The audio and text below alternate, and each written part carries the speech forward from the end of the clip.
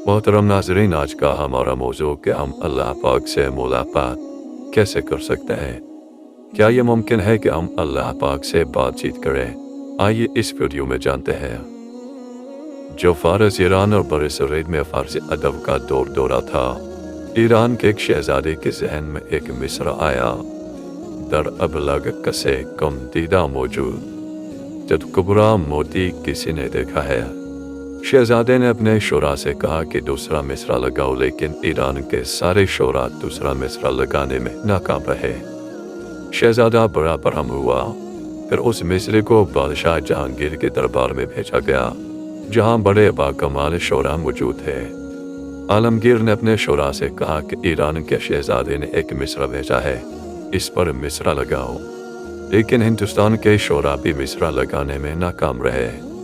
आलमगीर की एक बेटी शहजादी ज़ेब-उन-निसा भी शायरा थी। जब उस तक बात पहुंची तो उसने भी कोशिश की, बहुत सोचा और गौर किया, मिसरा नहीं लगता। फिर शहजादी बनाओ श्रृंगार करने बैठ गई। बनाओ श्रृंगार के दौरान जब अपनी आंखों में सुरमा लगाया, सुरमा लगाते ही आंखों से आंसू टपका और शहजादी के जहन में दूसरा मिसरा आ गया। उनके आंख से निकला हुआ पानी आंसू की शक्ल में पलकों के ऊपर था, जो कि चतकुबरा मोती की मानंद झलक रहा था। चुनांचे शहजादी गुनगुना उठी, दुरे अबलग कसे कम दीदा मौजूद मगर अश्के बतान सुरमा आलूद। चतकुबरा मोती दर अबलग किसी ने नहीं देखा मगर महबूब की आंख का वो आंसू जो सुरमा लगा हुआ हो, वो चतकुबरा मोती मैंने देखा है। शेर मुकम्मल हो गया। आलमगीर ने शहजादे का यह मिसरा शहजादे को इरसाल कर दिया, मगर यह नहीं बताया कि ये बाकमाल पर्दा नशीन हाथों ने किया है। शहजादे ने शायर के बारे में पूछा, उससे मिलना चाहा और उसे इनाम और कराम से नवाजना चाहा। उस दौर में मुसलमान अवाम हवास और इमराज सब की औरतें शरीयत की पाबंद थी और ज़ेब-उन-निसा भी शरीयत पर कारबंद थी और पर्दा नशीन हाथों थी। लिहाजा ज़ेब-उन-निसा का किसी गैर महरम के दरबार में जाने का सवाल ही पैदा नहीं होता था। लेकिन शहजादा के मिलने की ख्वाहिश पर ज़ेब-उन-निसा ने ये शेर लिखे, यानी मैं अपने कलाम में इस तरह पोशीदा हूँ जिस तरह फूल की खुशबू उसकी पंखुड़ियों में पोशीदा होती है। कोई मुझे देखना चाहे तो मेरे कलाम को देख ले, यानी मुझे कोई नहीं देख सकता, लेकिन अगर किसी की तमन्ना और ख्वाहिश हो कि वो मुझे देखे तो उसका तरीका यह है कि वो मेरा कलाम पढ़े। जब वो मेरा कलाम पढ़ेगा तो वो ज़ेब-उन-निसा को देख लेगा।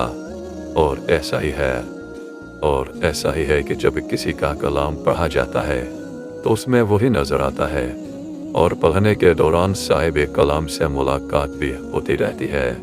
तो अल्लाह के बंदो, कुरान करीम अल्लाह का कलाम है। कुरान ही हमारे लिए इस दुनिया में अल्लाह को देखने का और अल्लाह से मुलाकात करने का जरिया है। हज़रत अली रज़ी अल्लाह ताला अन्हु फरमाते हैं, जब मैं चाहूँ कि मैं अल्लाह पाक से कलाम करूँ तो मैं नमाज पढ़ता हूँ, और जब मैं चाहूँ कि अल्लाह पाक मुझसे कलाम करे तो मैं कुरान पाक पढ़ता हूँ। लिहाजा जो इस दुनिया में अपने रब को देखना चाहता हो, अपने रब से मुलाकात करना चाहता हो, तो उसे कुरान में दिल लगाना चाहिए, कुरान को समझ कर पढ़ना चाहिए, कुरान में गौर व फिक्र करना चाहिए, अलहम्दु से वन्नास तक पढ़ना चाहिए और अपने रब से मुलाकात करता जाए और रब से मुलाकात की तैयारी करता जाए। एक दिन तो रब से मिलना ही है। ए इंसान, तू कशा कशा अपने रब की तरफ चला जा रहा है और उससे मिलने वाला है। लिहाजा अगर आज हम कुरान खोलकर पढ़ते रहते हैं और अपने रब से मुलाकात करते रहते हैं और आखिरत में अपने रब से मुलाकात करने की तैयारियां करते रहते हैं, तो हमें हमारा नामाए आमाल सीधे हाथ में दिया जाएगा। कुरान पाक में अल्लाह ताला का इरशाद पाक है, और फिर जिसका नामाए अमाल उसके सीधे हाथ में दिया जाएगा, उससे हल्का हिसाब लिया जाएगा और वो अपने लोगों की तरफ खुश खुश पलटेगा। रहा वो शख्स जिसका नामाए अमाल उसकी पीठ के पीछे दिया जाएगा, तो वो मौत को पुकारेगा और भड़कती हुई आग में जा पड़ेगा। वो अपने घर वालों में मगन था। उसने समझा था कि उसे कभी पलटना नहीं है। पलटना कैसे न था? उसका रब उसके करतूत देख रहा था।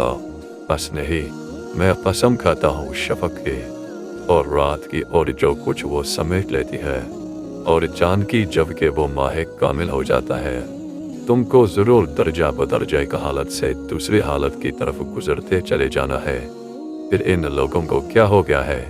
ये ईमान नहीं लाते, और जब कुरान इनके सामने पढ़ा जाता है तो सजदा नहीं करते, बल्कि ये मुनकिरीन तो उल्टा झुठलाते हैं। हालांकि जो कुछ ये अपने नामा अमाल में जमा कर रहे हैं, अल्लाह उसे खूब जानता है। लिहाजा इनको दर्दनाक अजाब की बशारत दे दो। अलबत्ता जो लोग ईमान ले आए और जिन्होंने नेक अमल किए हैं, उनके लिए कभी ख़त्म ना होने वाला अजर है।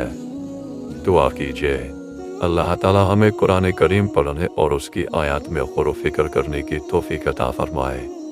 कुरान करीम के ज़रिए अल्लाह हमें अपनी मुलाकात का शर्फ नसीब करे।